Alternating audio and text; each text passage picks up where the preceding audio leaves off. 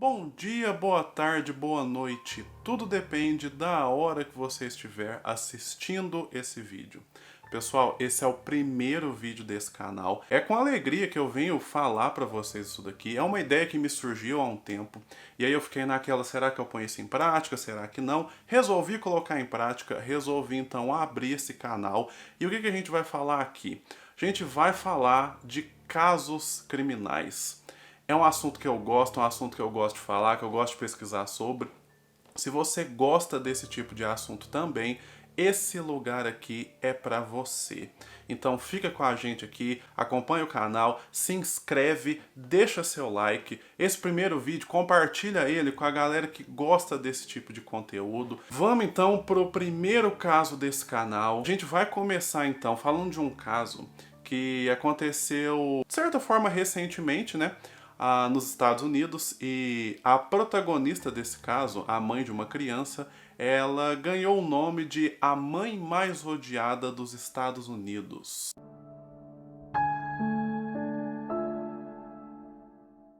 Bom, hoje a gente vai falar então do caso de uma mãe chamada Casey Anthony. Casey Anthony nasceu em março, dia 19 de março de 1986. Ela cresceu na Flórida com seus pais Cindy e George Anthony. Porém, depois que virou adolescente, Casey era conhecida por gostar de sair bastante. Até que aos 19 anos ela engravida e a vida tanto dela quanto dos pais muda. Bom, Casey então engravida e ela dá à luz a uma garota. O nome de sua filha era Kaylee Marie Anthony. Bom, depois que a filha Kaylee nasceu, Casey e seus pais passaram a ter brigas constantes. Na verdade, algumas discussões, algumas brigas já aconteciam ali na casa, porque os pais de Casey não gostavam muito desse estilo de vida da filha, de sair bastante. Os pais dela diziam que ela não tinha muita responsabilidade. E agora então que ela tinha se tornado mãe, os pais esperavam que ela fosse ter uma atitude diferente, que ela fosse ficar mais em casa, que ela fosse parar de sair. Porém, mesmo sendo mãe, Casey ainda continuava saindo e seus pais então não achavam o comportamento dela um comportamento adequado de uma mãe. No dia 15 de junho de 2008, Casey então tem uma briga com seus pais e essa briga se torna definitiva.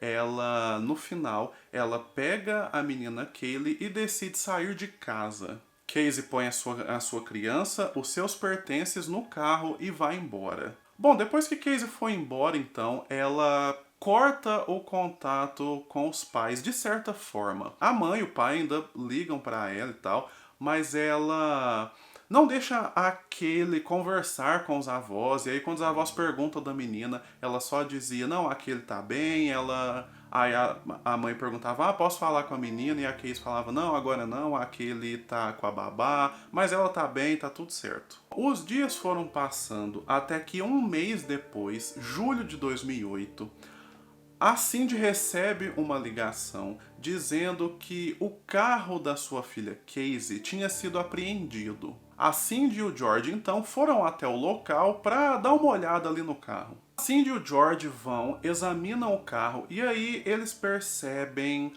bom, ali no carro tem alguns objetos, alguns pertences, provavelmente da Casey, mas uma coisa em específico chama a atenção. Estava subindo um cheiro muito forte do veículo. E aí então a Cindy foi na parte de trás e aí o cheiro estava vindo ali do porta-malas. E era um cheiro, aquele cheiro específico de...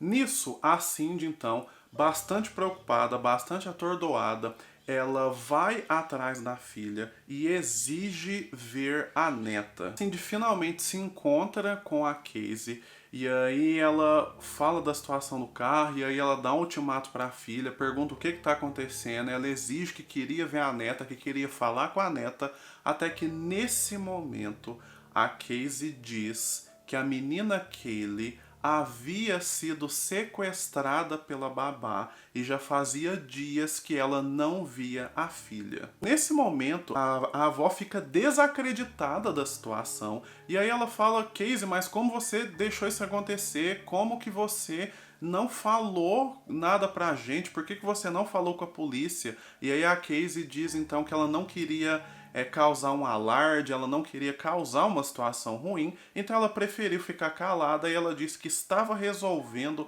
a situação por si só. Mas nesse ponto, então, a Cindy não aguentava mais, não queria mais saber daquela história, ela pega o telefone e liga para a polícia. E aí, nessa ligação, a polícia conversa com a avó, a polícia também conversa com a Casey confirma essa história que a Cindy acabou de contar para a polícia. Bom, então como supostamente a menina já estava desaparecida fazia uns dias, a polícia então já inicia uma investigação. A polícia vai falar com a Casey e a Casey então começa a dar uma descrição de quem era a babá daquele. A babá chamava Zenaide, e aí a Casey fala um pouco sobre a Zenaide, fala o endereço dela. A polícia então faz uma busca por essa Zenaide, mas não acha ninguém. A polícia procura aqui, procura dali, não acha nada, até que a Casey conta que não havia babá nenhuma. Mas antes de finalmente revelar que não havia babá nenhuma, ela faz a polícia andar em círculos. Ela conta que eu achei essa babá, eu descobri essa babá através da indicação de um colega de trabalho meu, e a polícia pergunta, e aonde você trabalha? E ela, eu trabalho na Universal Studios. Aí a polícia vai na Universal Studios, faz uma pesquisa lá com as pessoas, e aí ninguém conhece Zenaide, esse suposto funcionário da Universal que a Casey deu o nome, esse cara diz posteriormente que ele não conhecia a Casey, que ele não tinha contato com ela, que ele não tinha indicado nenhuma babá para ela. Baseado nessa situação, então, a Casey é detida. A polícia então começa a fazer algumas investigações. Posteriormente, um laboratório divulga o resultado de alguns exames feitos ali no porta-mala do carro. E aí os exames dizem que o ar presente ali no porta-malas continha compostos químicos consistentes. No porta-malas também foi encontrado um fio de cabelo que foi descrito como sendo microscopicamente semelhante aos fios de cabelo encontrados na escova de Kaylee. Baseado nessas situações, então, a Casey ela é formalmente acusada. É acusada por ter sido negligente com a sua filha, é acusada por ter mentido para os policiais, por ter atrapalhado uma investigação policial, e também ela é acusada. Essas situações, então, vão acontecendo no segundo semestre de 2008. Porém, até então, nós não temos descoberta do paradeiro da Kaylee.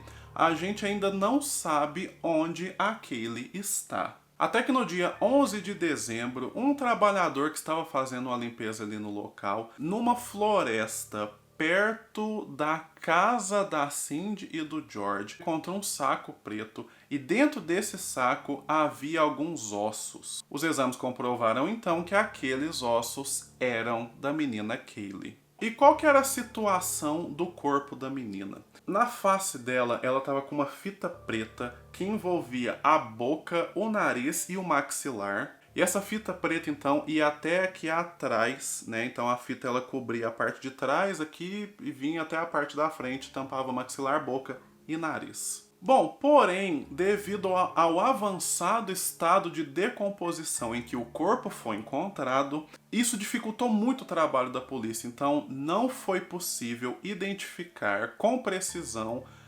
nem a data e nem a causa da morte da menina. Então, assim, nas investigações não identificaram traumas ali, né, no corpo da menina, marca de tiro, marca de violência, marca de trauma, não deu para identificar. Então a polícia acreditava que havia acontecido um homicídio, mas então homicídio por meios indeterminados. A descoberta do corpo da menina acontece ali em dezembro de 2008 para fechar o ano de uma maneira triste. A gente tem todos esses acontecimentos aí acontecendo na segunda metade de 2008, né? A Casey sai da casa dos pais e aí acontece a situação com a menina e aí todo esse problema com a justiça, com a polícia. Em dezembro, o corpo da menina é encontrado nesse estado e isso teve um efeito emocional devastador ali na família. O George, o avô da Kaylee, em janeiro de 2009, ele tenta suicídio, ele tá num quarto de hotel, ele tenta suicídio, ele deixa até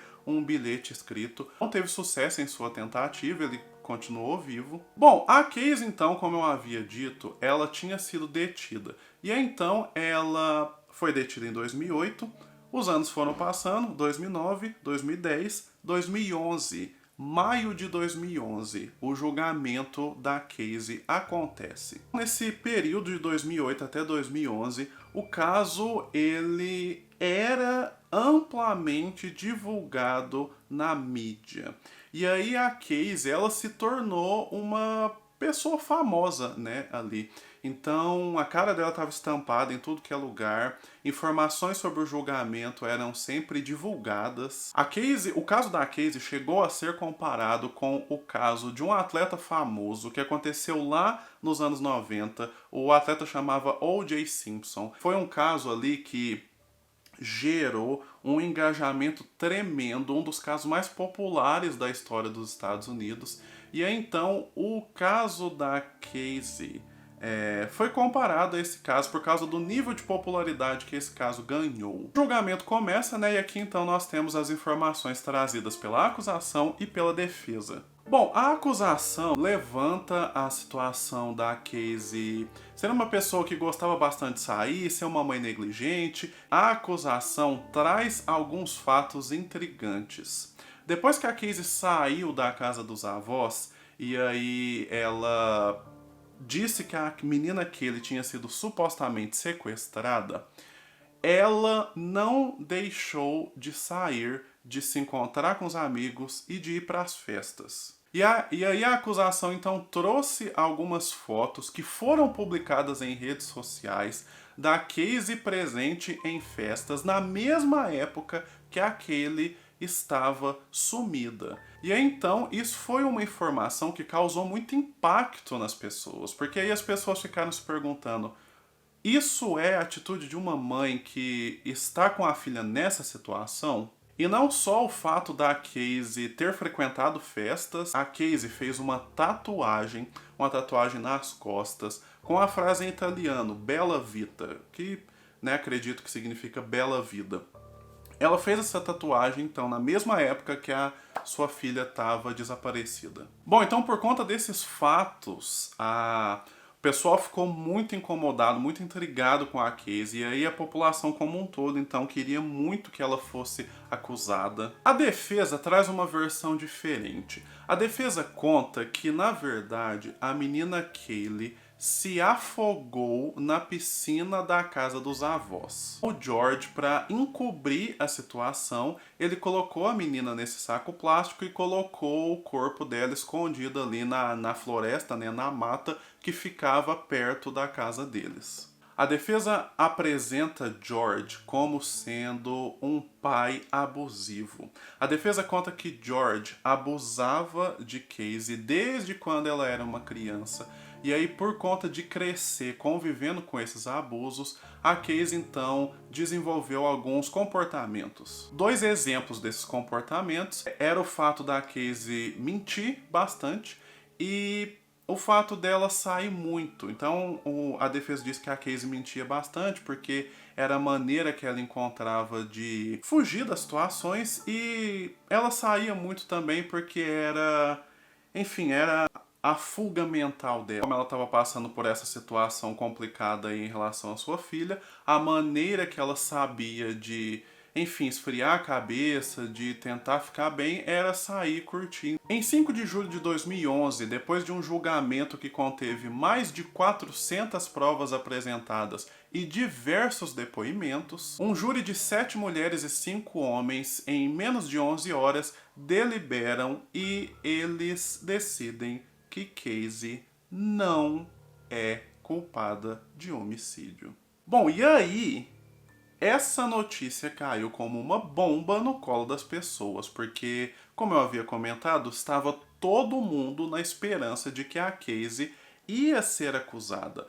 Até porque, igual eu acabei de falar, mais de 400 provas apresentadas, diversos depoimentos. Então a população estava firme na ideia de que não havia como, de que estava na cara que a Casey tinha feito alguma coisa com a menina e estava armando todo esse esquema de mentiras para encobrir o que ela fez. A população odiava bastante a Casey. Mas aí então veio a decisão do júri. Naturalmente isso revoltou todo mundo. Vocês devem se recordar que eu comentei que quando a Casey, lá em 2008, ela foi acusada não só por... mas ela também recebeu algumas outras acusações. Ela negligenciou a filha, ela mentiu para os policiais, coisa e tal. Por essas situações, ela foi condenada sim. Porém, de 2008 até o ano do julgamento dela, 2011, a Casey ela estava presa. Então ela cumpriu ali uns 3 anos de prisão, né? 2008, 2009, 10, 11, quase 3 anos de prisão. O juiz entendeu que ela não precisava voltar para lá, então ela foi oficialmente solta, liberada. No 17 de julho de 2011, Casey é oficialmente liberada. No dia que ela sai da prisão, algumas pessoas vão ali na porta ali da cadeia para, enfim, protestar, falar alguma coisa, mas enfim, a Casey está liberta e é isso. Bom, assim como eu falei então, esse caso ele tinha recebido bastante cobertura midiática, né? Ele foi recebendo grande cobertura midiática ao longo dos anos. Os avós da Caylee chegaram a dar entrevista para alguns programas, inclusive numa das entrevistas que eles deram lá em 2008, antes do corpo da Caylee ter sido achado, eles diziam que acreditavam que a menina Caylee estava bem, que nada iria acontecer. Bom, e depois disso tudo, o que aconteceu com os envolvidos? O impacto foi muito grande, né, sobre a família. O George, pai da Casey, avô da Caylee, ele cortou relações com a filha. Ele disse que, beleza, ela foi julgada inocente, porém, na cabeça dele, a Casey tinha feito sim alguma coisa. E se ela não fez, ela sabia quem tinha feito. Então, assim, pro George, a Casey era culpada de alguma coisa sim. Então, ele disse que ele perdeu não só a neta, mas para ele também tinha perdido a filha. A mãe, né, por outro lado, a Cindy, continuou mantendo relações com a filha, ela não cortou contato. Em uma entrevista recente, a Casey disse que, vez ou outra, ela ainda é reconhecida na rua. Hoje, a Casey segue sua vida. Ela trabalha para um investigador particular, fazendo investigação, né, nas redes sociais e tal. E o objetivo dela é ter o próprio escritório, né? Ter o próprio negócio. Ela quer se tornar detetive particular, que é algo assim, no mínimo curioso, né? Dado as circunstâncias do caso no qual ela foi parte. Mas esse então é o caso da Casey Anthony, esse é o caso que eu tenho para vocês hoje. E aí eu pergunto, vocês já conheciam esse caso? Qual foi a reação de vocês na primeira vez que vocês leram, ouviram, tiveram contato com esse caso? Para vocês, ela é responsável sim? O que ela fez com a Casey? E se vocês acham que ela não fez nada, o que na verdade aconteceu com a menina Caylee? Eu quero que vocês coloquem aí nos comentários o que vocês acham. Qual é a teoria que vocês têm em relação a esse caso? Coloca aí, então, qualquer opinião, qualquer teoria que vocês têm, qualquer teoria que vocês já leram por aí na internet e tal, coloca aí nos comentários. Outra coisa, qualquer detalhe, qualquer informação, qualquer coisa sobre esse caso que eu não falei aqui no vídeo e você quiser adicionar aí embaixo, coloca aí nos comentários. Eu vou achar bastante interessante ler o que vocês têm a dizer sobre isso. Bom, eu vou ficando por aqui. Esse é o caso de hoje. Eu quero agradecer vocês por estarem comigo nesse primeiro vídeo, nesse primeiro caso. Novamente, curta o vídeo, compartilha, comenta. Tá passando aí na tela a rede social, o Instagram do canal. Se inscreve lá para você ficar por dentro de notícias, para você ficar por dentro de data que eu vou postar vídeo, para você ficar por dentro de tudo. Muito obrigado por assistir esse vídeo. A gente se vê no próximo caso.